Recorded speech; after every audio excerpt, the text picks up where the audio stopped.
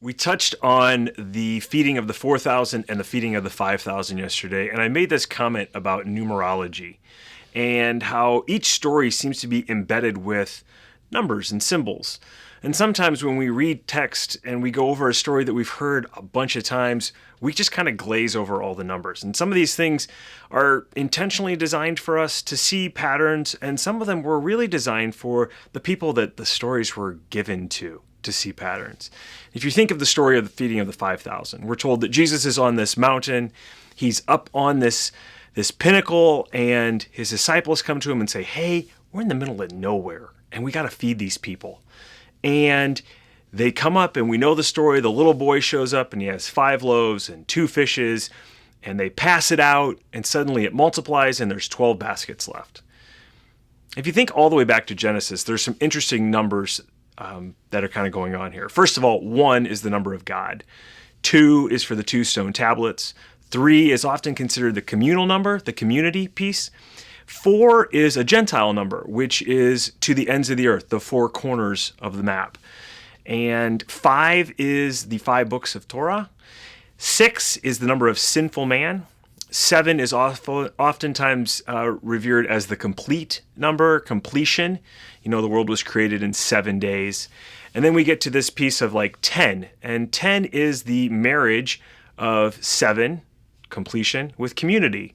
7 is the completion of Torah and the 2 stone tablets. And so you have all these like weird little interplays. And so when you see this story of 5 pieces of bread, oh, the books of Torah, and 2 fish, oh yeah, when you bring Torah and the 2 tablets together, you get 7, and that's the number of completion. And then he feeds these people who, the story seems to tell us that he was kind of in this Galilean area, which was filled with Jewish people. How many baskets do they have left? Well, they have 12. Because of course they would have 12. There are 12 tribes of Israel. And it's like, oh, when you allow Jesus, the perfect rabbi, to give you his take on Torah and the books, you get 7, and you get this melding of these 2 things together, and all of a sudden there's more than enough to go around. One of the other texts, they talk about how he sat them in groups of 50.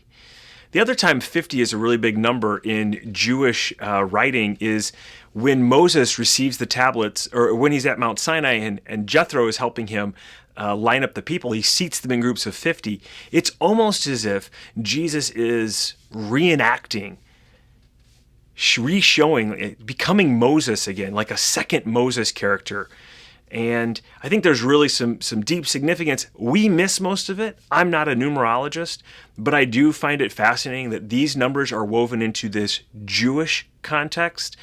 Even the number 5 for 5,000 is a very Jewish idea, and it's not a Gentile number, because when you go a little bit further into Mark 8 and you see the feeding of the 4,000, 4 happens to be a Gentile number. It is the 4 ends of the earth. It's the 4 corners of the map. And you look at it from a slightly different angle. It's got this, they're in the Decapolis, which is it's a Gentile region. And again, the disciples come to him and they're like, hey, we're out of food. We don't know how to get food. And this time they're really out of food because they can't, as Jews, just go to the market because that food's unclean. They're eating under the kosher laws of the time. And so Jesus, again, brings this together and he's like, what do you got? And they're like, well, we got 7 loaves and some fish. And they don't number the fish. It's interesting. They don't number the fish, but they have 7 loaves. Well, 7 is also, as much as it is this number of perfection, in Gentile speak, if you go back to Joshua 3:10, they talk about when the Jews were entering the promised land, God said, I will drive out these nations in front of you.